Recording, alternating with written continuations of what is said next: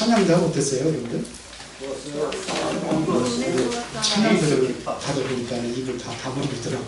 모르는 찬양이요. 그래서 우리 저희 찬양들 할 적에는 모르는 찬양이니까 우리 은혜로운 교회한테 올려주면 좀 여러분들도 찬양도 좀 집에서도 하고 그러면서 하면 좋겠다는 생각이 드는데 어때요? 그렇죠. 응? 평상시에 계속 들으면 되잖아요. 잘 부르는 거. 우리 윤춘성 지사님이 할 수 있어요? 유튜브에 보면 찬양도 다 나오잖아. 자, 우리 이거 다 받으셨죠? 네. 성경 구절 하나 봅시다. 사도행전 10장 33절. 우리 하반절만 썼거든요.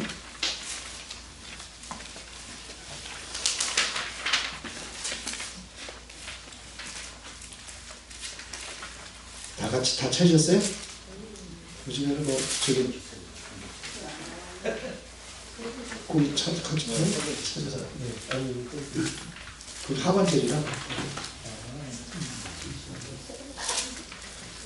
핸드폰에도 다 있잖아요. 다 같이 다 찾으셨어요? 다 같이 시작. 당신에게 사람을 보내었는데 오셨으니 잘하였나이다. 이제 우리는 주께서 당신에게 원하신 모든 것을 듣고자 하고 하나님 앞에 있나이다. 오늘 주제가 뭐죠? 하나님 앞에서. 여러분들이 어디에요? 우리 하나님 앞에 서요. 하나님 앞에 서서 우리가 말씀을 듣고 그러면서 여러분들이 이제는 실제적으로 우리 교회가 새롭게 변화를 거듭나 새로 갱신하는 그러한 시작이 오늘이 되어야 될 줄 믿습니다. 그래서 많이들 오셔서 좀 같이 참여했으면 좋겠는데 참여하지 못하신 분들이 편집해가지고 올릴 수 있나요? 네. 편집해서 올려서 그래서 이것도 주일날 제가 더 복사해서 나눠드리고 하면은 다 같이 했으면 좋겠습니다. 자, 한 장 넘기면은 자, 교회의 방향과 우리 교회의 목표를 중직자들처럼 하니까 이걸 우리가 이제 오늘 기도하면서 또 마음을 담으시기 바랍니다. 여기에 여기 주보에 나와 있어요. 주보 어디에 나와 있죠? 맨 뒤에 나와 있어요. 5가지 알고 계시나요? 여기 다 나와 있어가지고 기준해버리니 상금주였는데 자, 우리 가장 교회의 모델적인 교회를 찾으라고 하면 성경에서 어느 교회를 찾으면 좋을까요? 모델적인 교회 그러면 어느 교회가 좋을까요? 성경에서 안디옥 교회. 나가다락방 교회에서 시작이 됐지만 교회에서 시작이 됐지만 본격적으로 선교하고 했던 가장 쓰임받았던 교회가 바로 안디옥 교회. 그러니까 마가다락방 교회는 뭐냐? 마가다락방 교회는 그냥 예루살렘 중심으로 선교를 했어요. 전도를 하고. 근데 실제로 선교 활동이 전 세계로 활발하게 움직여지기 시작한 교회가 바로 안디옥 교회예요. 그래서 사도행전 11장 19절 30절에 그 교회가 안디옥 교회가 어떻게 보였느냐?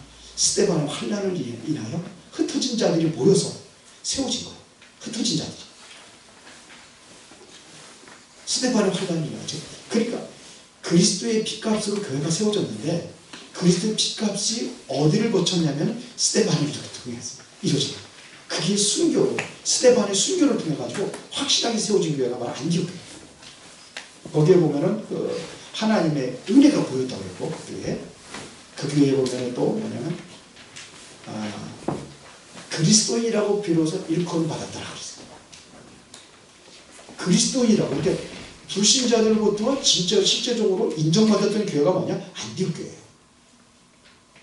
자, 그러면은 이제는 첫 번째 교회의 목적을 이게 그렇게 주변이 다 나와 있어요. 하나님 원하시는 교회, 언약의 확실한 교회, 하나님이 주신 비전, 여러 내용들인데 거기 주부에 보면 맨 뒤에 조그맣게 목표라고 써 있어요. 교회 목표. 자세히 보셨나요? 그래서 그걸 써요. 교회의 목표가 뭐냐? 목적이 뭐냐? 교회를 하나님께 세우신 목적이 뭐냐? 하나님께 교회를 위해서 하시고자 하는 일이 뭐냐? 하는데 그 그 시작이 바로 여기 거기 주변에 안 나왔지만 언약이에요. 지난번에 수요일날인가 어제 이걸 좀 간단하게 좀 설명을 했는데 언약이 있어요. 교회는 뭐가 있어야 되냐? 언약이 확실해요. 그러면 그 언약에는 구약에서 붙잡았던 언약은 뭐냐? 구약에는 똑같은 게 메시아 그리스도인데 헬라어로다는 그리스도고 히브리어로는 메시아예요. 그래서 구약 성경은 뭐로 써 있냐면 히브리어로 써 있어요. 히브리어로 메시아라고 표현한 거예요. 구약에는 메시아를 부르다 그게 아니에요. 똑같은데 히브리어로는 메시아고 헬라어로는 그리스도예요. 그래서 메시아 이렇게 얘기했는데요. 자, 그러면은 그 영원한 언약이 뭐냐? 창세기 3장 15절에 우리 인간이 범죄했을 때 주신 언약이에요. 이것은 모든 것을 회복할 수 있는 언약이 바로 창세기 3장 15절에 여자의 후손이 와서 뱀의 머리를 상할 것이다. 이게 근원적인 언약이에요. 이걸 원시복음이라고 해요. 원시복음. 최초로 언약 주신 거예요. 이게 앞으로 그리스도 메시아를 보내겠다는 약속이에요. 더 구체적으로 설명한 것이 이사야 10장 14절인데 어떻게 오실 것이냐? 보라 처녀가 잉태하여 아들 낳으리 그 이름을 임마누엘이라. 그래서 처녀를 통해서 여자의 후손으로 오신다고 했어요.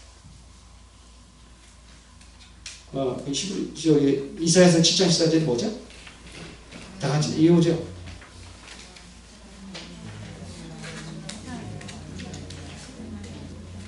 그러니까 여자의 후손으로 오는데 그게 구체적으로 처녀의 몸부터 해서 오신 거예요.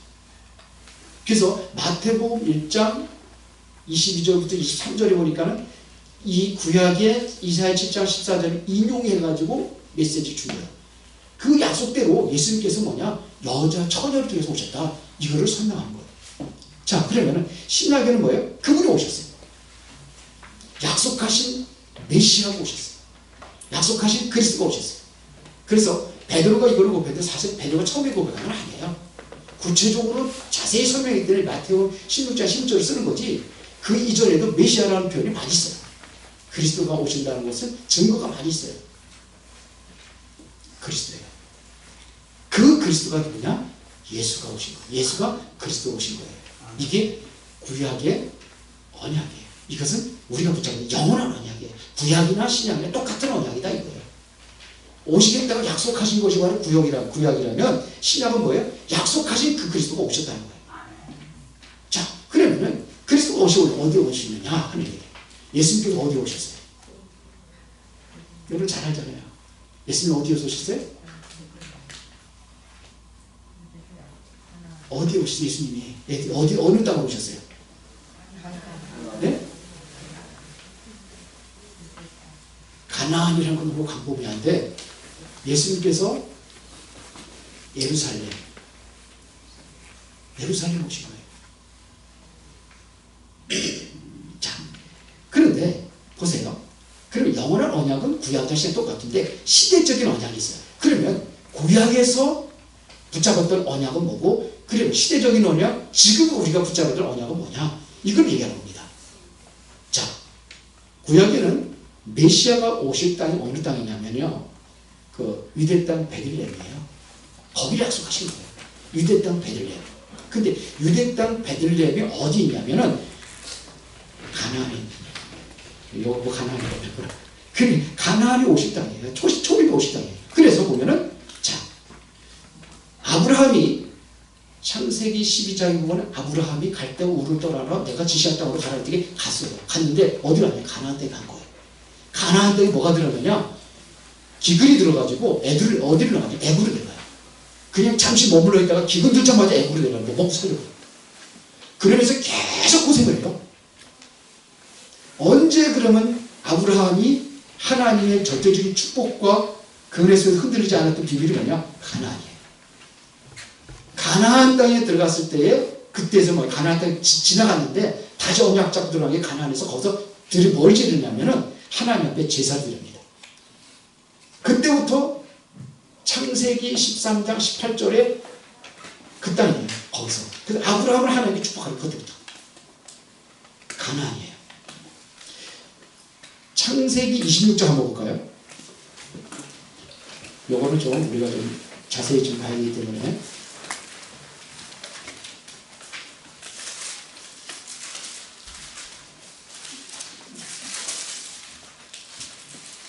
아까 아브라함 때의 흉년에 들어가지고 애굽으로 내려갔다 그러는데 26장 1절에 보면 이렇게 되어 있습니다. 자, 봅시다. 26장 1절에 아브라함 때의 첫 흉년이 들었더니 그랬어요. 그 땅에 또 뭐예요? 그 땅에 또 흉년이 들매. 이삭이 그랄로 가서 블레셋 왕 아비멜렉에게 이르렀더니 그랬어요. 블레셋 왕 이삭이 그랄로 갔다. 그랄이라는 곳이 어디냐면 이게 가나안이에요. 가나안의 국경지대예요. 가나안 땅에 안 넘어가는 거예요. 그런데 여기서 무슨 일이 있었냐면요. 여호와께서 이삭에게 나타나 이르시되 애굽으로 내려가지 말고 내가 너에게 지시하는 땅에 거주하라. 지시하는 땅이 어디? 가나안이에요. 아브라함을 약속했던 그 땅에 너는 그냥 머물러 있어라. 흉년 들었는데 아브라함은 흉년 들어가지고 애굽으로 내려갔는데 먹고 살 거 걱정해가지고. 근데 하나님께서는 이삭에게는 뭐냐? 그 땅에 머물러 있으라는 거예요. 흉년 들었는데 먹고 살려면은 먹고 살 때 좀 풍족한 땅으로 가서 먹을 거 많이 있는 땅으로 가야 되는데 그냥 거기 머물러 있으니까 거기 머물러 있었어요. 이삭이. 자, 그러면서 쭉 보세요. 그러면서 약속한 것이 이 3절, 4절 이게 뭐 아브라함 약속에 똑같은 약속이에요. 자손이 별과 같이 번성할 것이고 뭐 내 자손이 말미암아 천하만을 볼 것이고 이게 아브라함이 처음에 약속했던 그 약속이에요. 똑같은 축복이에요. 자, 그런데 6절에 보니까 뭐 이삭이 그랄에 거주하였더니 그곳 사람들이 그의 아내에 대하여 물음에 그가 말하기를 그가 내 누이라. 이제 6절, 8절, 7절을 봅니다. 리브가가 보기에 아리따움으로 그곳 백성이 리브가를 말미암아 자기를 죽일까요? 그는 내 아내라 하기를 두려워하며더라. 불안한 거예요. 두려워. 그래 이걸 누가 그랬냐? 아브라함도 똑같이 그랬어요. 이게 아브라함도 그래가지고서는 아내 뺏기기까지 했잖아요. 애굽 왕국으로부터 뺏겼다가 그냥 하나님께서 그냥 꿈에 해몽해가지고 어떻게 해요? 아브라함의 아내 사라를 건드리지 못하게 했죠. 그날. 그래서 당장 불을 떠내서 네 어떻게 네 아내를 누이라고 그랬냐? 아브라함도 그랬어요. 당장 네 아내 데려가라. 그러면서 거기 가서 뭐냐면 무슨 재물까지 줘가지고 보내고 그런 일이 있었는데 이삭은 안 그랬습니다. 그냥 그날이 그냥 머물러 있었어요. 자, 그런데 12절에 봅시다. 다 같이 시작. 이삭이 그 땅에 농사하여 그 해에 어디 얼마나 얻고 100배나 얻었고 여호와께서 복을 주심으로 그 사람이 창대하고 왕성하여 마침 뭐가 되었더라? 거가 되었더라. 그 양과 소떼를 이루고 뭐 종이 12만으로 블레셋 사람들 시기하여 아브라함을 이제 이삭을 내쫓습니다. 여기서 또 떠나가는 거예요. 네가 왜 니네들이 여기 와서 여기서 사느냐 이거죠. 그런데 이삭이 거기 따르면 어떻게 해야 돼요? 가나안을 떠나서 애굽으로 내려가면 안 되잖아요. 그래서 이삭이 어디로 가느냐면요. 야, 자 봅시다. 몇 절 있습니까 여기? 자, 14절에 뭐 양떼를 밀고 15절에 보니까 우물을 막았는데 우물에 뭐가 있어요? 흙을 메우고 막 그런 일이랍니다. 예, 이삭이 그것을 떠나 그랄 골짜기에 장막을 치고 거기 거류하는 17절입니다. 그랄 골짜기로 간 거예요. 일단 피해야 되니까 그랄 골짜기로 갔어요. 사람이 살려면 어디로 들어가야 돼요? 평지고 물 있는 데로 가야 되는데 골짜기로 들어갔어요. 그런데 보세요. 19절에 보니까 이삭의 종들이 골짜기를 파서 뭘 얻었고? 샘군을 얻었고. 그 땅에는 샘을 얻기가 굉장히 힘들어요. 지금도 그 땅에는 뭐냐면 시커먼 기름들이 나오는 거예요. 그 쓸모없어요. 그 당시에는. 지금의 기름이야 뭐 이게 경장한 에너지이기 때문에 좋은데 그 당시에 쓸모없는 땅이에요. 샘군을 얻었어요. 여기 몇 번 지금 산 파고 계속해서 우물 파고 닦이고 양보하고 다 그랬는데 샘군을 얻었어요. 흉년에 되는 그에 백배 축복을 얻고 샘의 근원을 얻고 마지막에는요 굉장히 번성해지니까 아비멜렉이 계약을 하러 와요. 당신들이 그 거대하게 그들을 하니까 감당할 수가 없는 거예요. 잘못하면 뭐냐, 이상하게 군사조직 들어가지고 칠 수도 있거든요. 그 당시에는 법이 없었어요. 그냥 뺏으면 돼요. 지금같이 뭐 경찰들이 뭐 그런 나라를 세우지도 않기 때문에 그냥 족속들이 한 족속, 가족을 이룬 그런 족속들이.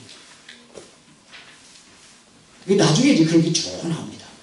어디에 있었다고요? 어디에 있었다고요? 가나안이에요.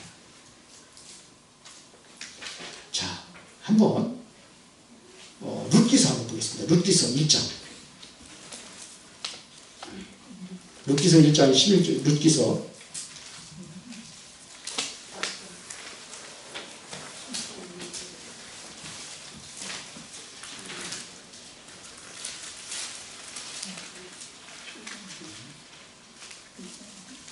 지금 룻기서 1장에 1절 한번 보겠습니다.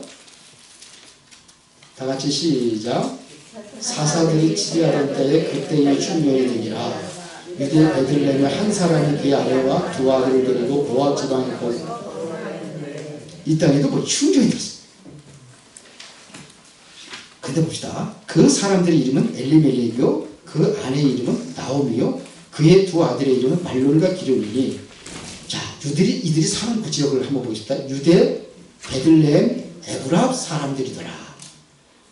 유대 베들레헴 에브라스는 어디예요? 예수님이 탄생하신 현주세요. 유대 땅 베들레헴. 그곳에 살고 있는데 그 땅이 어떤 땅이에요? 메시아가 오실 땅이에요. 왜 가나안에 되는 메시아가 오실 땅이에요. 근데 이들이 흉년이들이가 어디 들어가냐면 어디 들어갔어요? 모압으로 갔어요. 자, 2절까지 있으니까 3절 봅시다. 나오미의 남편 엘리멜렉이 죽고, 그러니까 보세요. 모압으로 갔을 때 어떻게 됐어요, 지금요? 1절에 모압 지방을 갔다고 그랬잖아요. 자, 나오미의 남편 누가 죽었어요? 엘리멜렉이 죽고, 또 나오미가 그의 두 아들이 남았으며 그들은 모압 여자 중에서 그들의 아내를 맞이했는데 하나의 이름은 오르바요, 하나의 이름은 루시더라. 그들이 거기에 거주한 지 18년쯤에 말론과 기럝 두 사람이 다 죽고, 그러니까 두 아들이 다 죽었어요. 그러면 나오미라는 여자 미 남편이 죽고 두 아들들이 죽고, 그러니까 자부도 둘만 남은 거예요. 다 과부가 됐어요. 세 사람이. 남자들은 다 죽었어요. 나오미 남편도 죽고 두 아들도 죽고. 왜 그랬을까요? 유대 땅 베들레헴 에브라, 그곳에서 예수님 오실 땅이에요. 그 땅을 떠난 거예요. 모압으로. 그 모압에 어려움이 온 거예요. 그 집안에 어려움이 온 거예요.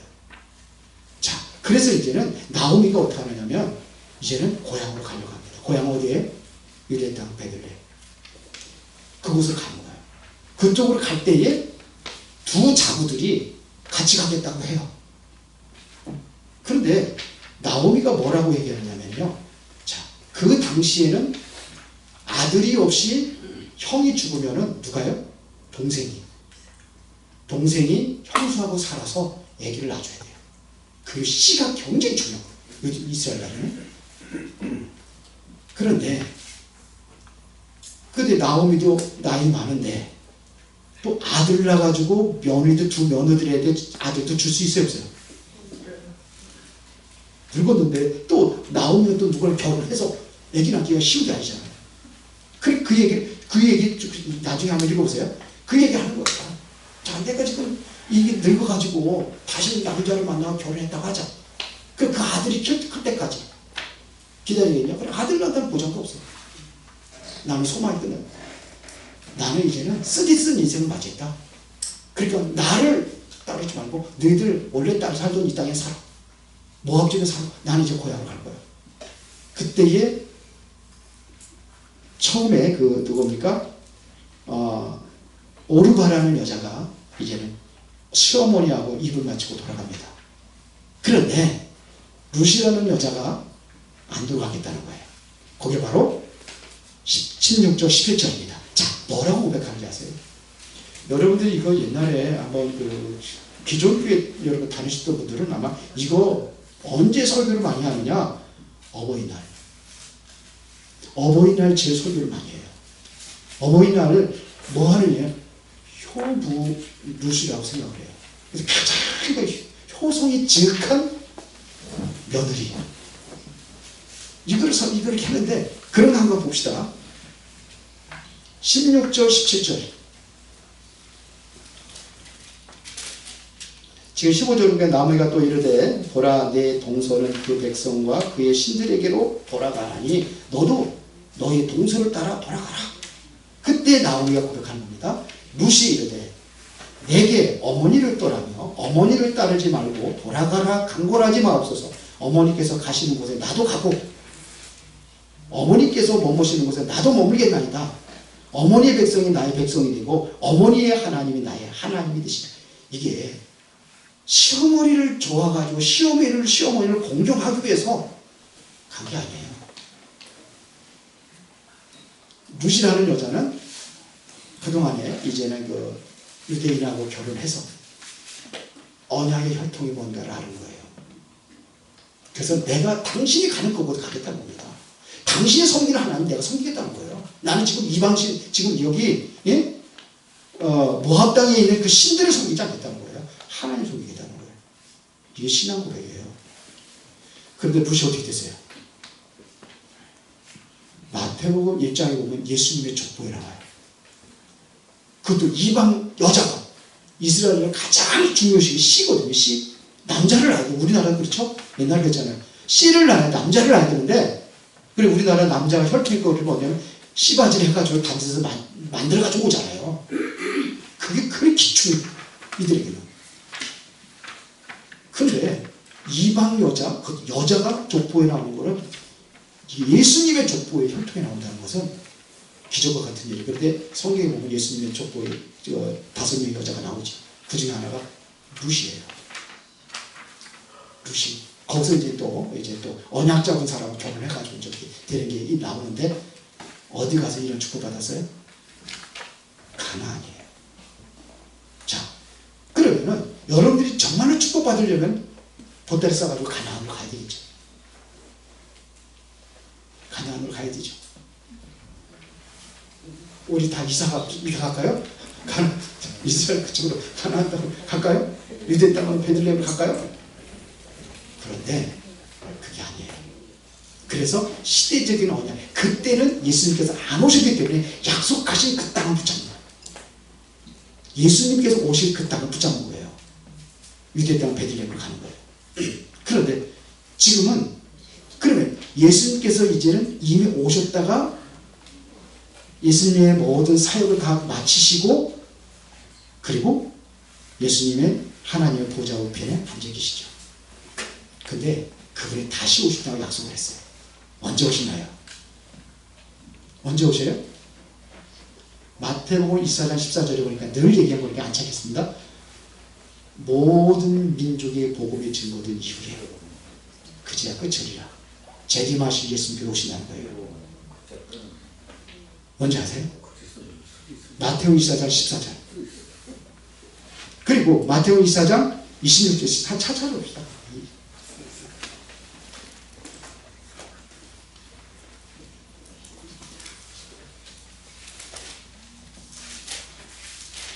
마태복음 24장 14절. 다 찾으셨어요? 네. 다 같이 시작.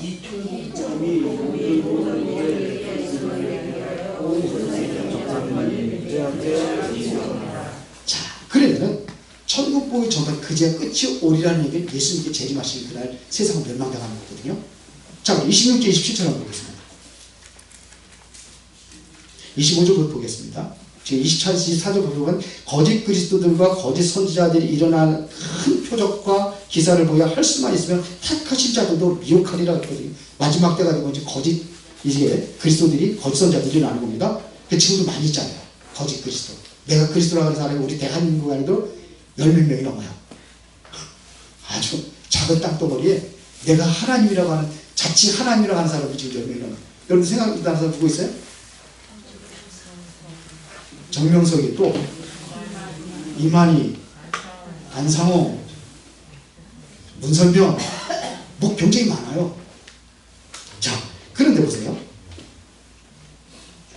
자, 한번 그 26절 쭉 봅시다. 그러면 사람들이 너희에게 말하되 보라 그리스도가 광야에 있다 하여도 나가지 말고 보라 광야에 있다 하여도 믿지 말라. 번개가 동편에서 서서 서편까지 꺾인 같이 인자도 이맘도 그러리라. 번개 치면은 바보죠. 예? 번개를 여기서 치면은 이 지역에 있는 모든 사람 바보잖아요. 그럴 것 같이 모든 사람 보는 마음도 오시다는 거예요. 예수님께서. 자, 그러면은 지금은 어떤 시대입니까? 지금은 전쟁하는 것도 준비하잖아요. 그렇죠? 인공위성 띄워가지고 하고 뭐 드론 띄워가지고 다 보잖아요. 다 하잖아요. 지금. 그러면 전 세계에 일어나는 게 동시에 같이 오는 거예요. 예수님께서 재림하실 때 동시에 같이 오는 거예요. 재림이 때가 그렇게 온다는 거예요. 그러면 지금 우리가 붙잡아야 될 언약은 뭐냐면 재림 되신 예수 그리스도 기다리는 거예요. 그런데 언제 오시냐? 모든 민족의 복음이 증거된 이후에 그 지하 꽃이다. 그러면 지금 우리가 붙잡아야 될 언약은 뭐예요? 세계복음화예요. 맞습니까? 자, 그런데 여기 보면 영원한 언약, 시대적인 언약이 이렇게 나눴는데 구약시대, 신약시대 크게 나눈 겁니다. 그러면은 내가 붙잡아야 될 언약이 뭐냐 이거예요. 내 개인이 붙잡아야 될 언약이 뭐냐 그겁니다. 여러분들이 개인마다 주어진 미션이 있어요. 여러분들이 다 달라요. 모든 민족의 땅끝까지 복음 증거된 뒤에 예수님이 오신다고 그러잖아요. 그러면 모든 민족의 복음이 증거돼야 되는데 다 달라요. 직업도 다르고. 그리고 직업이 내가 뭐냐? 학교에 있다. 학교 현장이 말은 내가 나의 현장이에요. 그것이 나의 땅굴이 될 수도 있는 거예요. 나는 장애인이다. 장애인이 땅굴이 될 수 있어요. 그 정은주 목사님 아들이 뭡니까 이거 말도 못하고 듣지도 못하고 그러잖아요. 그 수화를 가지고 얘기해요. 근데 그 사람은 뭐냐? 수화로가 전 세계로 그러면 그거예요. 그 사람 땅끝은 그거예요. 모든 세계의 장애인을 내가 그러니까 다 다른 개인의 언약이 다른 거예요. 맞습니까? 자, 그러니까 내 직업이든 내가 하는 거예요. 내가 붙잡는 겁니다. 그래서 여기 밑에 보면 교회 존재 목적은 뭐예요? 세계복음화예요. 세계복음화에서 뭘 찾아야 되냐? 제자를 찾아서 세우는 겁니다. 그리고 파송하는 겁니다. 마태복음 18장 16절 20절에 여러분들이 하도 많이 읽었기 때문에 그 설명하지 않겠습니다. 가서 모든 족속을 제자로 삼아 아버지와 아들에게 성령의 세례를 베푸고 내가 너에게 분부한 모든 것을 가르치게 하라. 그러면 세상 끝날까지 내가 너와 항상 함께겠다. 이게 바로 세계복음화예요. 그리고 뭐냐? 미래를 위해서 세계복음화가 지속이 될 수 있도록 하는 것이 바로 후대예요. 후대들이 끊어지면은 세계복음 어떻게 됩니까? 안 되잖아요. 그 후대를 중요시 여기는 겁니다. 그래서 여러분들은 뭐냐? 구령의 요청으로 치유하는 교회. 이게 바로 우리가 붙잡아야 돼요. 교회의 목적이 뭐냐? 세계복음화예요. 교회를 왜 세워야 되냐? 여러분이 존재하는 이유가 뭐냐? 모든 민족의 복음을 증거드리면 지구도 없어지면 정말 다 끝나는 겁니다. 그러면 내가 사는 이유가 뭐냐? 세계복음화예요. 교회를 세운 이유가 뭐냐? 등대로 그 지역 살리라고 세운 거예요. 더 넓게 전 세계에다 선교하라고 세워진 거예요. 안디옥교처럼. 자, 그러면 방법 어떻게 우리가 이거를 이룰 수 있느냐? 그 방법은 바로 말씀으로 세워지고 성령이 움직이는 교회. 그 우리는 말씀을 따라가는 거예요. 그래서 말씀은 뭐냐? 말씀은 캐논이라고 해요. 규범, 규율. 그래서 우리는 성경 말씀이 잣대예요.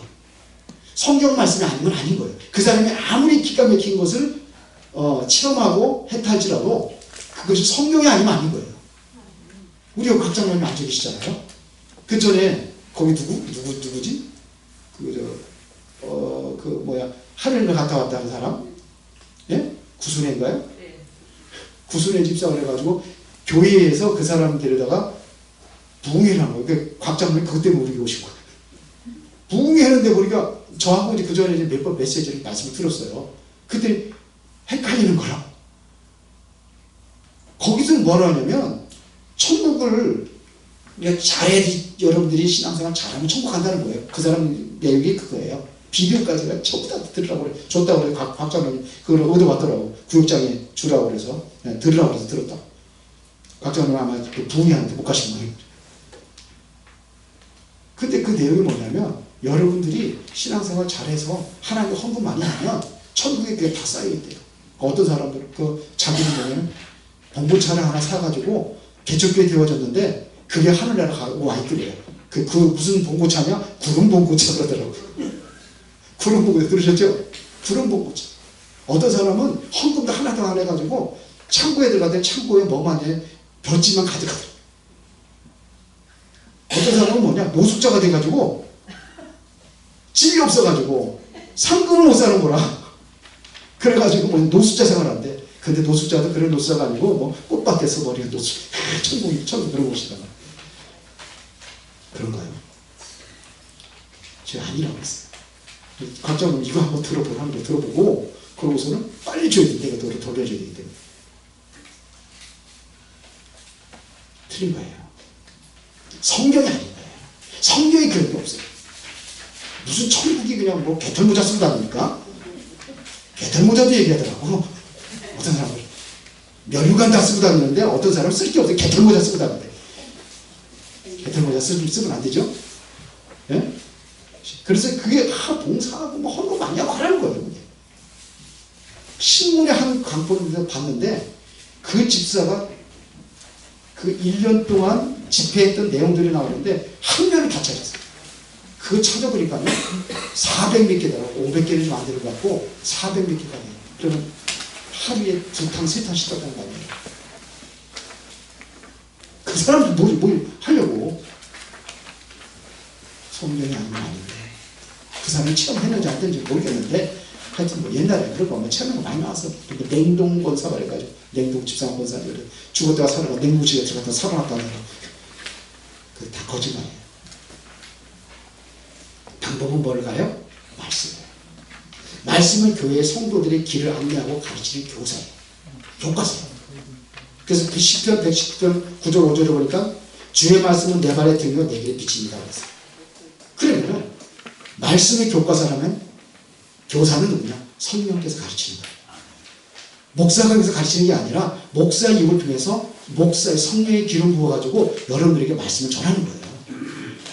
그래서 요한복음 14장 26절에 보니까 보혜사 곧 아버지께서 내 이름으로 보내신 성령 그가 너희에게 모든 것을 가르치시고 생각나게 할 것이다. 성령께서 가르치고 생각나게 하신다는 거예요.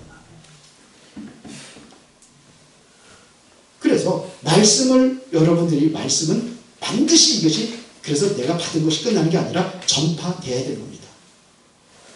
전파돼야 되는 거예요. 뭐 로마서 10장, 14절, 15절 찾아보세요. 지금 시간이 지금 많이 가기 때문에 디모데후서 4장 2절에 보니까 너희는 말씀을 전파하라 그래서 때를 얻든지 못 얻든지 항상 힘쓰라. 말씀을 내가 듣고 내가 간직하는 게 아니라 말씀을 증거하는 거예요. 이사야 40장 6절 9절에 보니까 말씀 높은 곳에 가서 외치라고 했거든요. 모든 사람 듣도록 하라 이거예요. 에스겔서 47장 1절부터 12절에 보면은 성전에서 물이 점점 타올라요. 그러니까 무릎에 차고 그 다음에 허리에 차고 막 가슴에 차고 그런데 물이 많으니까 이게 내가 마음대로 물 때문에 못 움직여. 그러면 수용하는 거예요. 근데 이 물이 어디로 가느냐? 성전 문에서 문틈으로 흘러나가가지고 이것이 강으로 가고 바다로 가고 하면서 그러니까 물이 흐를 때 그 물 주변에 나무들이 사는 거예요. 과일나무가 살고 물 안에는 뭐가 아니 고기가 살고 어부들이 살고 다 사는 거예요. 이게 말씀이에요. 그 물을 뭐냐? 말씀을 얘기하는 거예요. 말씀을 상징하는 거예요. 강단에서 오는 말씀이 여러분 말씀 붙잡고 기도하고 그래서 여러분들 말씀 잘 붙잡으라고 주일날만 메시지 주는 게 아니라 새벽에도 교회에서 메시지 주고 어떤 때는 뭐냐? 그걸 조그맣게 이렇게 해서 요약을 해가지고 그렇게 해서 요건 여러분이 너무 시간이 없으면 그거를 붙잡아라 그래가지고 카드 만들어가지고 우리 장봉훈 권사님이 열심히 심부름 잘하는데 아니 나 다른 사람 잘하는 사람이 줬으면 좋겠다. 당신 같은 할 사람 없어. 새벽에만 딱 그걸 만들어가 다 올리잖아. 다 바빠가지고 안 돼. 그래서 그거 하는 거예요. 그걸 붙잡아요. 알아들으시겠습니까?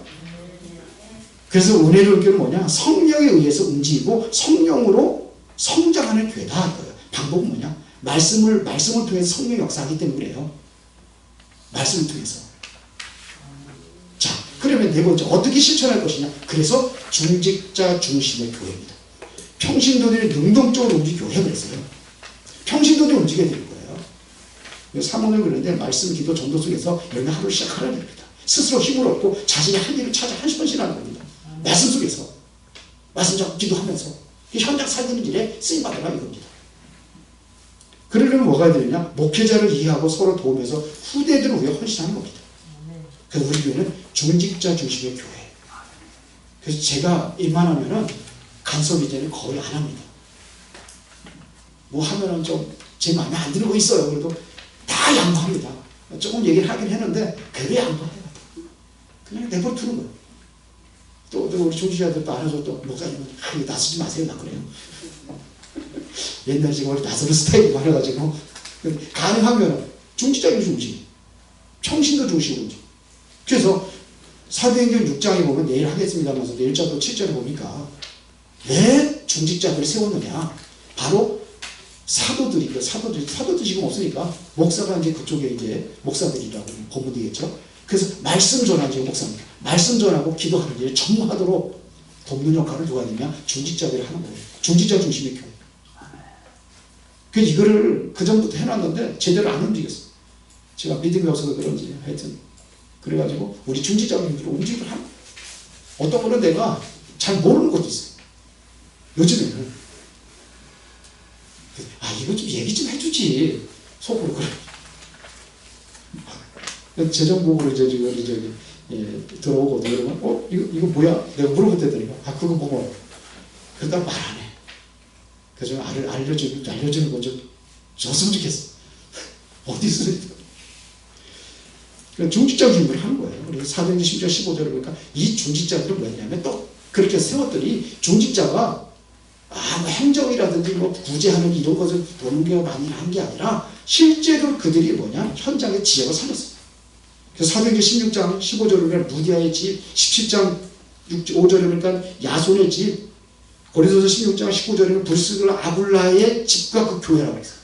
그 집이 교회가 된 거예요. 전부 다. 이게 브리스가 집에서 말씀 운동이 시작했는데 그 빌립보 교회가 되고 야손의 집에서 시작된 게 데살로니가 교회가 되고 브리스 아굴라 집에서 시작된 게 바로 고린도 교회가 되고 그 다음에 뭐냐 고린도서 4장 15절 눈바의 집, 이 집들이 많이 나와요.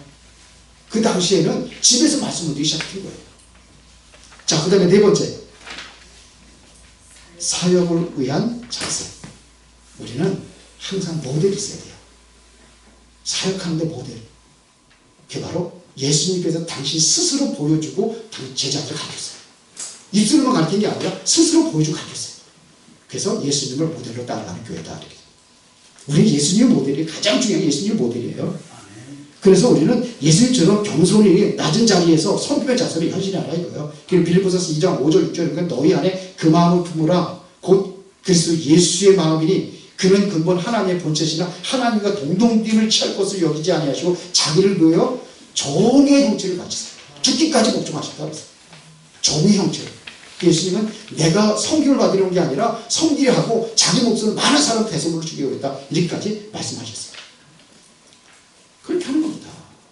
그래서 마태복음 20장 27절을 보니까 너희 중에 누구든지 으뜸이 되고자 하는 자는 너희의 종이 되어야 하리라고 했어요. 우리 중직자들은 섬김의 대상으로 군림하는 데가 아니라 낮은 데로 가가지고 섬기는 자가 되어야 되는 거예요. 예수님도 그러셨는데 목사도 마찬가지예요. 내일 좀 그 중직자들에서 저희 그 직분에 대해서 쭉 얘기를 할 거거든요. 그리고 본이 돼야 돼요. 입술만 하는 게 아니라 행동을 보여주고 하는 거예요. 자, 아브라함 링컨 같은 사람. 참 본디게 신앙생활. 죽을 때까지 주의하고 헌신했어요. 이런 사람도 있어요. 자, 그러면서 예수님께서 어떻게 했느냐? 자신의 생명도 귀한 것을 여기지 아니하시고 복음을 위해 헌신하셨어요. 그래서 양두리에서 요한복음 10장 11절이니까 나는 선한 목자고 양두리에서 목숨을 버리는구나 여기까지 말씀하셨어요. 그리고 영혼을 사랑하는 마음으로 눈물로 말씀의 씨를 뿌리는 교회를 세웁니다. 시편 126편 5절 6절에 보니까 눈물을 흘리며 씨를 뿌리는 자는 기쁨으로 거두리로다. 울며 씨를 뿌린 자는 기쁨으로 그 곡식단을 가지고 돌아오리라.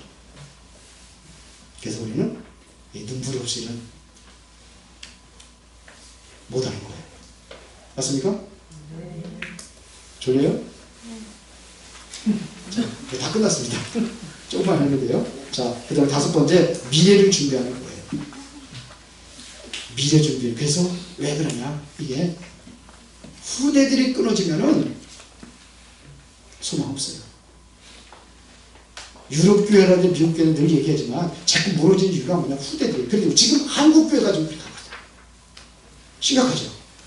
그래서 후대들에게 복음과 예배와 기도에, 예? 기도로 보좌의 축복을 누리게 만드는 것이에요.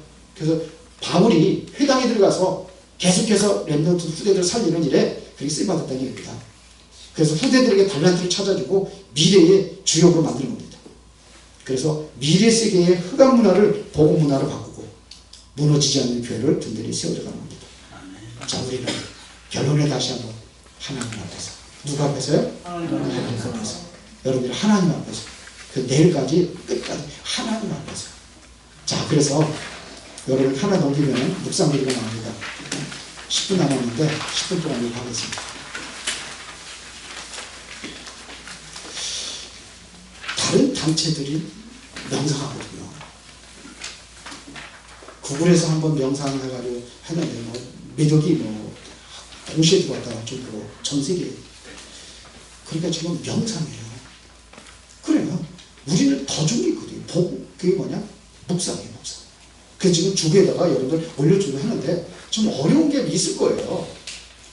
오늘 보니까 이게 지금 내일 거거든요, 이게. 내일 거를 요걸 한 겁니다. 그런데 어떻게 할 것이냐가 중요하죠. 어떻게 찰 것이냐. 자, 그래서 가장 중요한 것은 하나님의 음성을 듣기 위해서 마음속에 있는 모든 것을 십자가 앞에 내려놓고, 이게 중요해요. 내 안에 욕심이라든지 집착이라든지 고정관념 염려를 버리는 기도를 하는 겁니다. 말씀드리고 읽기 전에 먼저 나의 생각과 모든 건 나를 내려놓는 그 기도를 하는 거예요. 그래야 내가 하나님의 성령을 통해 가지고 내가 하나님의 이 말씀을 통해 가지고 내가 세미한 하나님의 음성을 들을 수 있도록 기도하는 겁니다. 중요합니다. 일단 그 이전에 할 때 이전에 최적의 시간과 장소를 정하라 그러는데, 이거는 여러분들이 가장 편안한 곳 정하면 되고요. 어떻게 할 것이냐? 준비기도. 그런 본문을 읽을 거예요.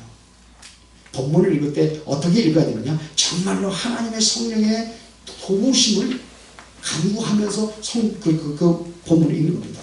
그런데 한 번 읽어가지고 안 돼요. 그래서 몇 번씩 읽어야 답을 찾아들게 돼 있어요. 그리고 그 본문에 여기 지금 요한복음 9장 35절 41절인데 요것만 읽어서 안 돼요. 앞에 거 쭉 해봤기 때문에 알겠지만서도 계속해서 앞에 거는 이제 오늘 금요일날 오늘 했겠죠.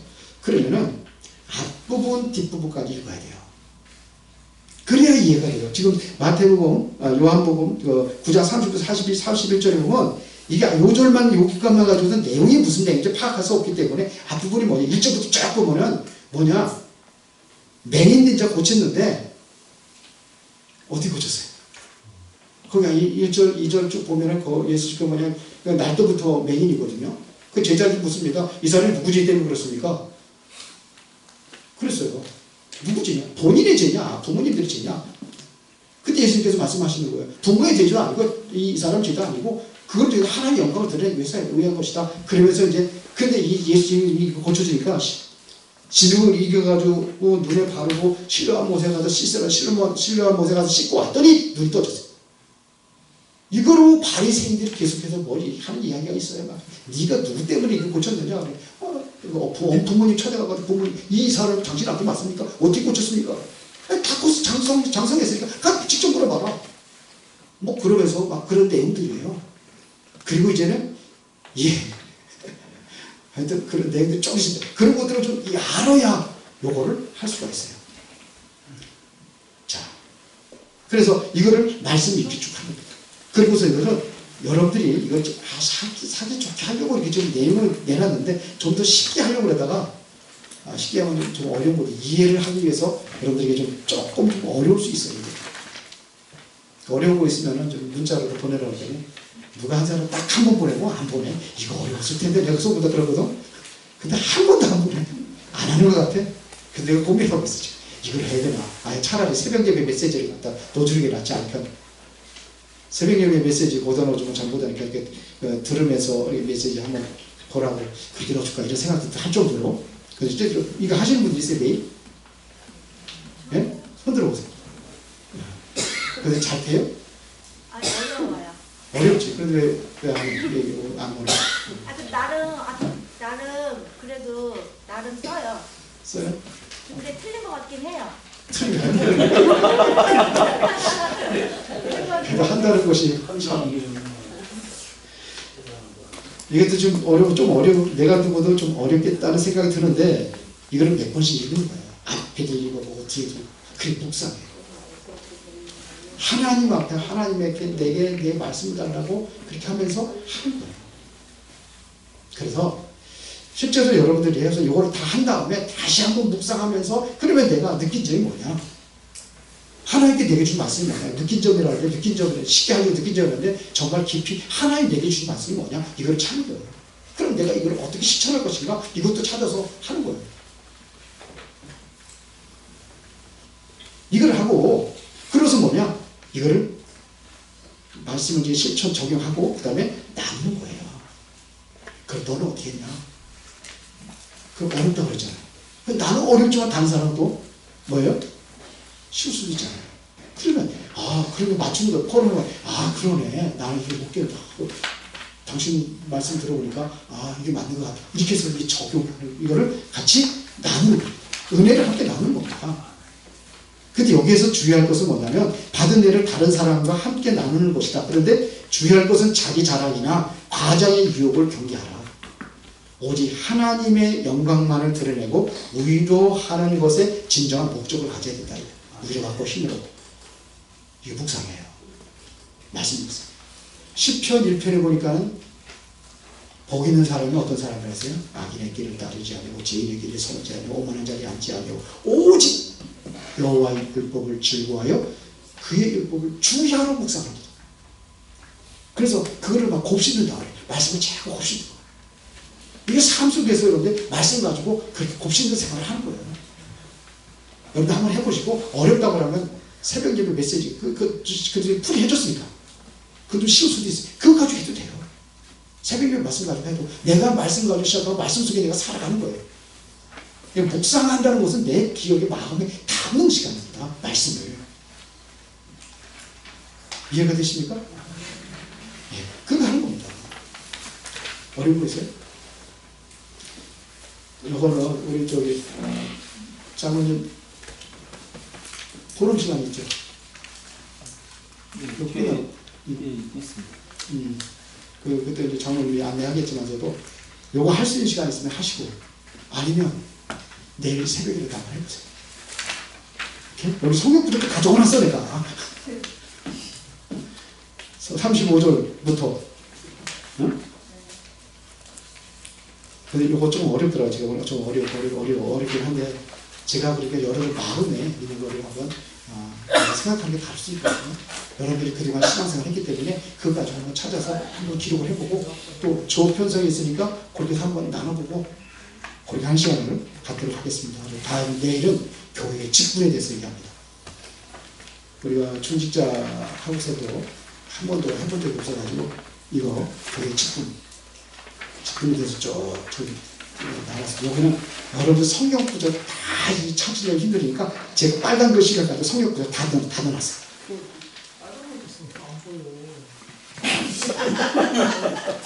빨간 글씨 안 보여요? 그 성경 찾으면 돼요. 이거 제가 일부러 다 찾아서 권사 집사 해가지고 직분 직분에 대한 결론을 또 내렸습니다. 그리고 그다음 대표기도까지 내일 하겠습니다. 대표기도 간단하게 설명을 하겠습니다. 지금 대표기도 하는 거 보면은 너무 지금 어떠한 규칙이 없어요. 그리고 어떤 사람은 막 성경 말씀 막 그냥 한참 또 읽고 하는데 그렇게 하는 게 아니고 우리가 옛날에 다른 교회도 5손가락 기도하는 게 있어요. 그거 가지고 한번 하도록 하겠습니다. 그래서 보이게 이제 그 메시지를 기도로 이제 통일되게 그렇게 할 수 있다. 그렇게 좀 하려고 뒤에다 해놨으니까 한 번씩 읽어보고 하셔도 여러분들 알 거예요. 읽고만 한 번씩 다 알 거예요. 기도하는 거. 자, 지금 2분 남았습니다. 뭔지 이해하시겠어요? 요거는 여러분 꼭 가지고 계세요. 네. 보시고 아 우리 교회 이렇게 하는 거구나. 5가지. 첫 번째가 뭐라고 그래요? 첫 번째 뭐라고 그랬어요? 어떻게? 뭐 교회의 목적이 뭐예요? 두 번째는 뭐예요? 어떻게 하라고 말씀드렸어요. 세 번째는 뭐예요? 어떻게 한다고? 중직자 중심. 능동적으로 움직이고. 네 번째는? 5번째는? 그래서 우리 교회 신앙생활하다 오신 분들은 우리 교회는 이렇습니다. 딱 나요. 우리 교회는 이렇게 합니다. 우리 교회는 이렇게 합니다. 그러면은 신앙생활 하시는 여기 이제 우리 다른 교회에서 이제 또 우리 같은 교단에 계신 분들은 제가 얘기를 안 합니까? 신앙생활을 했던 분들은요, 초신자들에게는 잘 못 알아들 것 같아서 얘기를 안 하지만, 그래서 맨 뒤에 있는 주보를 가지고 여러분이 할 수 있어요. 우리 교회 무슨 교회입니다. 그러면은 이게 없이 교회 방향 없이 가는 것만 맞아요. 우리 교회 방향이에요. 그래서 이 시간에 꼭 해야 되겠다고 그래가지고 제가 첫째 시간을 요걸 한 겁니다. 기도하고 마치겠습니다. 살아계신 아버지 하나님 감사합니다. 우리 이제 이번 수요를 통해 가지고 우리 중직자들이 그리고 모든 성도들이 이제 우리 교회가 어떤 방향으로 가고 있는지 같이 기도하고 그렇게 같이 갈 수 있도록 하나님께서 인도하시고, 특별히 이후에 우리가 함께 말씀을 나누고 포럼할 때도 하나님께서 성령께서 인도하여 주셔서 온전히 교회가 든든히 세워지는 새로운 시작의 응답을 드리는 축복된 시간이 되게 하옵소서. 예수 그리스도 이름으로 기도드리옵나이다. 아멘.